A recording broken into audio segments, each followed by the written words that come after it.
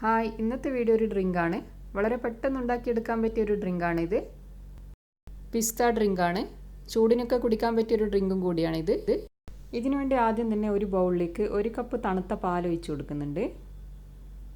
അതിലേക്ക് 1/4 കപ്പ് തണുത്ത വെള്ളം കൂടി ഒഴിച്ചു കൊടുക്കാം. ഇനി ഇതിലേക്ക് മധുരത്തിനാവശ്യമായ പഞ്ചസാര ചേർത്ത് കൊടുക്കാം. പിന്നെ ഇതിൽ മെയിൻ ഇൻഗ്രീഡിയൻ്റായ പിസ്ത എസൻസ് ആണ് ചേർത്ത് കൊടുക്കുന്നത്. പിസ്ത ഏലാഞ്ചി മിക്സ്. ഇത് 3-4 ഡ്രോപ്സ് ചേർത്ത് കൊടുക്കാം.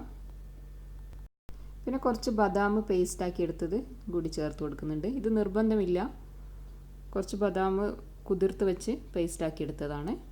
ഇത് കൂടി ചേർത്താൽ നല്ലൊരു ടേസ്റ്റാണ്.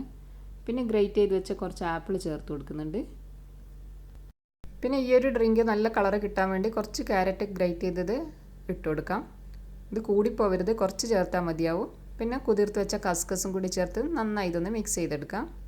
പിന്നെ ഇതിലേക്ക് 1 സ്കൂപ്പ് വാനില ഐസ്ക്രീമും കൂടി ഇട്ട് കൊടുക്കുന്നുണ്ട്. ഇത് നിർബന്ധമില്ല, കയ്യിലുണ്ടെങ്കിൽ ചേർത്ത് കൊടുത്താൽ മതി.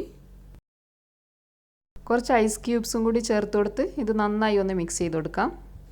ഐസ്ക്രീം ഇല്ലാതെയും ഈ ഒരു ഡ്രിങ്ക് ഉണ്ടാക്കിയെടുക്കാം.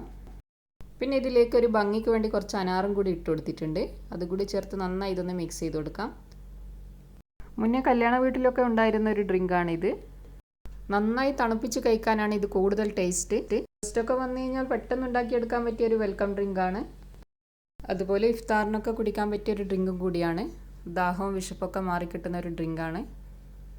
ഈ ഒരു ഡ്രിങ്ക് ഇതുവരെ ഉണ്ടാക്കാത്തവരുണ്ടെങ്കിൽ എന്തായാലും ഒന്ന് ഉണ്ടാക്കി നോക്കി നിങ്ങളുടെ അഭിപ്രായങ്ങളൊക്കെ താഴെ കമൻറ്റ് ബോക്സിൽ അറിയിക്കുക. വീഡിയോ ഇഷ്ടമായ ലൈക്ക് ചെയ്യാനും ഷെയർ ചെയ്യാനും അതുപോലെ സബ്സ്ക്രൈബ് ചെയ്യാതെ കാണുന്നവരുണ്ടെങ്കിൽ ഒന്ന് സബ്സ്ക്രൈബ് ചെയ്യണേ.